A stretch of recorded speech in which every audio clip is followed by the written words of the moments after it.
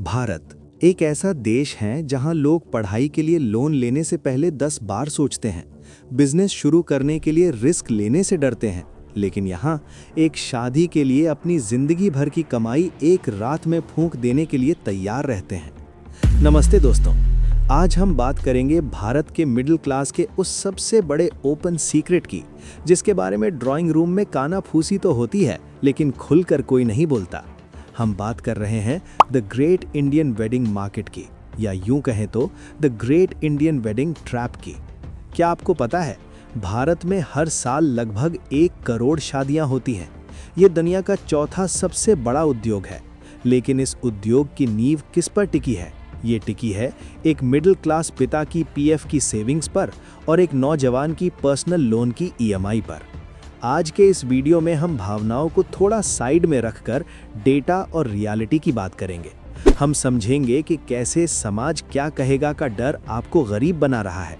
हम देखेंगे कि कैसे 4 घंटे के रिसेप्शन का खाना आपके अगले 5 साल की सुख शांति खा जाता है। अगर आप मिडिल क्लास से हैं, आपकी शादी होने वाली है या हो चुकी है, तो ये वीडियो शायद आपकी ज़िंदगी का सबसे महत्वपूर्ण वीडियो है। सबसे पहला सवाल, हम ऐसा करते क्यों हैं? एक मिडिल क्लास इंसान जिसकी सैलरी 30-40 हज़ार है, वो 20-25 लाख की शादी क्यों करता है? इसका जवाब इकोनॉमिक्स में नहीं, साइकोलॉजी में है। भारत में शादी 2 आत्माओं का मिलन बाद में है, 2 परिवारों की इज्जत का प्रदर्शन पहले है। हमारे समाज में एक अदृश्य प्रतियोगिता चल रही है। अरे, शर्मा जी ने तो अपनी बेटी की शादी में खाने के 50 स्टॉल लगवाए थे, अगर हमने 40 लगवाए तो नाक कट जाएगी। ये नाक शब्द भारत का सबसे महंगा शब्द है। इस नाक को बचाने के लिए पिता अपनी पुश्तैनी जमीन बेच देता है, भाई अपनी पढ़ाई का पैसा दे देता है। मिडिल क्लास की सबसे बड़ी दिक्कत ये है कि हम अमीरों की कॉपी करना चाहते हैं, लेकिन हमारे पास अमीरों जैसे संसाधन नहीं है। जब मुकेश अंबानी अपने बेटे की शादी में 1000 करोड़ खर्च किए थे, तो वो उनकी कुल संपत्ति का शायद 0.1% भी नहीं था। लेकिन जब एक आम आदमी 20 लाख खर्च करता है, तो वो उसकी नेट वर्थ का 150% होता है, यानी सब कुछ बेचने के बाद भी उधारी। इसे कहते हैं सोशल वैलिडेशन टैक्स। हम वो पैसा खर्च कर रहे हैं जो हमारे पास है ही नहीं, उन लोगों को इम्प्रेस करने के लिए जिन्हें हम पसंद भी नहीं करते, ताकि हम समाज में एक ऐसा स्टेटस दिखा सकें जो असल में हमारा है ही नहीं। चलिए अब थोड़े गणित पर आते हैं। भावनाओं को 1 मिनट के लिए साइड करते हैं। आज भारत में एक औसत मिडिल क्लास शादी का खर्च कितना है? अगर हम टियर 2 या टियर 3 शहर की भी बात करें, तो होटल का खर्च 2 से 5 लाख, 500 गेस्ट्स का खाने का बिल 800 रुपये प्रति प्लेट बराबर 4 लाख। सोना एंड गहने, ये सबसे बड़ा खर्चा है, कम से कम 5 से 8 लाख। कपड़े, दूल्हा दुल्हन और रिश्तेदारों के कपड़े बराबर 2 लाख। अन्य जैसे डेकोरेशन, डीजे, फोटोग्राफर, शगुन 3 से 4 लाख। तो ये कितना हुआ? करीब 20 से 25 लाख रुपए। अब जरा इनकम देखिए। भारत में औसत मिडिल क्लास सैलरी 30,000 से 50,000 रुपए महीना है। अगर कोई व्यक्ति 10,000 रुपए महीना भी बचाता है, तो उसे 20 लाख जमा करने में 16 साल लगेंगे। 16 साल की बचत आप 2 दिन के इवेंट में उड़ा रहे हो। जरा सोचो, क्या ये फाइनेंशियल सुसाइड नहीं है? और इसमें हिडन कॉस्ट तो मैंने जोड़े ही नहीं। शादी से पहले घर की पुताई, मेहमानों का आना जाना, शगुन, लेन देन, ये सब मिलाकर बजट हमेशा 20% ऊपर जाता है। हम इसे सेलिब्रेशन कहते हैं, लेकिन बैंक इसे बैंकरप्सी या दिवालियापन की शुरुआत कहता है। अब सवाल आता है, अगर 16 साल की सेविंग नहीं है, तो पैसा आ कहां से रहा है? स्वागत है the great Indian debt market में।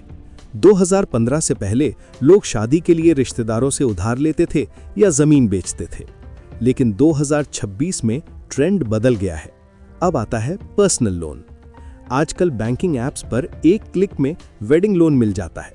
सुनने में कितना अच्छा लगता है ना? शादी अभी, पैसा बाद में। लेकिन इसका सच बहुत डरावना है। पर्सनल लोन का ब्याज 11% से 18% तक होता है। मान लीजिए आपने शादी के लिए 10 लाख का पर्सनल लोन लिया, 5 साल के लिए 14% ब्याज पर। आपकी ईएमआई बनेगी लगभग 23,268 रुपए हर महीने। 5 साल में आप बैंक को वापस करेंगे लगभग 14 लाख रुपए। यानी 4 लाख रुपए तो आपने सिर्फ ब्याज दिया। अब कल्पना कीजिए उस न्यू मैरिड कपल की जो शादी के अगले महीने से रोमांस खत्म और ईएमआई का टेंशन शुरू। जिस उम्र में उन्हें पैसा इन्वेस्ट करना चाहिए था, घर के लिए डाउन पेमेंट जोड़ना चाहिए था, उस उम्र में वे अपनी सैलरी का 40% हिस्सा उस खाने का बिल भरने में लगा रहे हैं जो मेहमान 6 महीने पहले खाकर और बुराई करके चले गए। ये सिर्फ आर्थिक बोझ नहीं है, बल्कि मानसिक बोझ है, जो भारत में तलाक और घरेलू झगड़ों का एक बहुत बड़ा कारण है, जो शादी के कर्जे से शुरू होता है। और इस आग में घी डालने का काम किया है सोशल मीडिया ने। पहले शादी रस्मों के बारे में थी, अब शादी रील्स के बारे में है, क्योंकि प्री वेडिंग शूट का कॉन्सेप्ट 10 साल पहले मिडिल क्लास में नहीं था। आज ये अनिवार्य हो गया है। इसमें खर्चा 50,000 से 1 लाख रुपए तक हो जाता है, क्योंकि लड़कियां इंस्टाग्राम पर सेलिब्रिटीज़ की शादियां देखती हैं और अनजाने में उनके मन में बैठ जाता है कि मेरी शादी भी ऐसी ही होनी चाहिए। और इसे हम लाइफस्टाइल इन्फ्लेशन कहते हैं। लेकिन हम ये क्यों भूल जाते हैं कि वो एक सेलिब्रिटीज़ हैं, उनकी शादी का खर्चा स्पॉन्सर्ड होता है या वो अपनी इमेज बिल्ड करने के लिए कर रहे होते हैं। लेकिन जब एक आम मिडिल क्लास इंसान ये करने की कोशिश करता है तो वो सिर्फ कंज्यूमर बनकर रह जाता है। वो सिर्फ पैसा दे रहा है, उसे वापस कुछ नहीं मिल रहा सिवाय कुछ लाइक्स और कमेंट्स के। क्या उन 500 लाइक्स की कीमत आपके पिता के 5 साल के सुकून से ज़्यादा है? ये वीडियो का सबसे मुश्किल हिस्सा है। जब एक मिडिल क्लास परिवार 25 लाख की शादी करता है तो वो पैसा कहीं और से नहीं आता, वो पैसा कहीं ना कहीं से काटा जाता है। मतलब एक पिता अपनी रिटायरमेंट का पैसा निकाल लेता है और नतीजा ये होता है कि बुढ़ापे में बेटे पर निर्भर होना पड़ता है। घर में अगर कोई मेडिकल इमरजेंसी आ जाए तो उसके लिए पैसे नहीं बचते। हम अक्सर लोगों से सुनते हैं, अरे शादी तो जीवन में एक ही बार होता है, दिल खोल कर खर्च करो। ये सबसे बड़ा झूठ है जो हमें बेचा गया है, क्योंकि शादी एक दिन का इवेंट नहीं है, शादी एक पूरी जिंदगी का सफ़र है। और अगर सफ़र की शुरुआत ही फ्लैट टायर यानी कर्जे के साथ करोगे तो गाड़ी दूर तक कैसे जाएगी? आप सोचिए, क्या ये समझदारी है 4 घंटे की वाहवाही के लिए हम आने वाले 40 साल की सुरक्षा दांव पर लगा दें?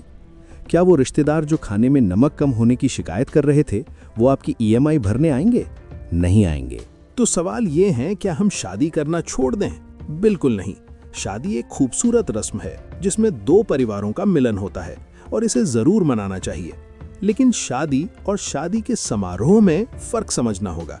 मेरे कहने का मतलब ये है कि आप शादी कीजिए और शादी में खूब एंजॉय कीजिए, लेकिन एक बजट में शादी करें जिससे आप कर्ज के तले ज्यादा ना दबे और कम समय में उससे उभर सकें।